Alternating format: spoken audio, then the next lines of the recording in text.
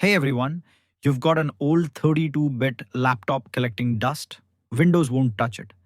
And even in the Linux world, support is vanishing. Ubuntu dropped 32-bit in 2019, Fedora the same year, and Debian 13 removed 32-bit entirely in 2025. So what's actually left in 2026? More than you'd think. Here are 5 distros keeping 32-bit alive. Debian 13 dropped 32-bit, but Debian 12 still ships a working 32-bit installer with security updates through June 2028 via LTS. You get the massive Debian package archive, rock-solid APT, and decades of stability. The catch, there's no 32-bit Debian 13 or 14 coming. This is end of line.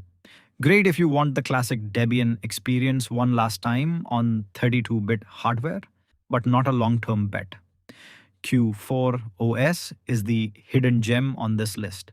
It's Debian 12 based, ships a 32-bit ISO at just 700 megabytes, and runs the Trinity desktop environment, a fork of classic KDE3. If you miss the Windows XP era of computing, this will feel like home. Minimum requirements are wild: 350 MHz CPU, 256 megabytes RAM, 3 gigs of disk space. It even has a Windows installer that lets you set up Q4 OS alongside Windows like a regular app. Supported until June 2028, same as Bookworm. Perfect for non-technical users who just need a familiar working desktop on ancient hardware. MX Linux is one of the most popular Debian-based distros around, and MX23 still has official 32-bit ISOs. It ships with XFC, fast, clean, and light on resources. The MX tool suite makes system management dead simple even for beginners. Now, MX25 will be 64-bit only for official images, but the team says they'll keep building 32-bit packages in their repos, leaving the door open for community respins. MX23's 32-bit edition stays supported until around June 2028. If you want a polished, beginner-friendly desktop on old hardware, this is the one. Void is completely independent, not based on Debian, Fedora, or Arch. It has its own package manager called XBPS, uses Runit instead of Systemed, and follows a rolling release model. Most importantly, Void treats i686 as a first-class architecture. No deprecation warnings, no legacy label.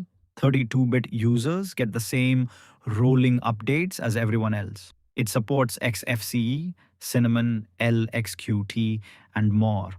It's not for total beginners since installation is text-based, but if you're comfortable in a terminal, Void gives you something no Debian-based distro can: independence from upstream decisions and no expiration date. antiX 26, released March 2026, is based on Debian 13 Trixie, the same Debian 13 that dropped 32-bit. The antiX team took the Trixie base, stripped out systemed, maintained their own custom 32-bit kernel, and shipped a fully working 32-bit ISO. That's a massive effort. It comes with 5 init systems including Runit, SIS-V-init, and Dynit.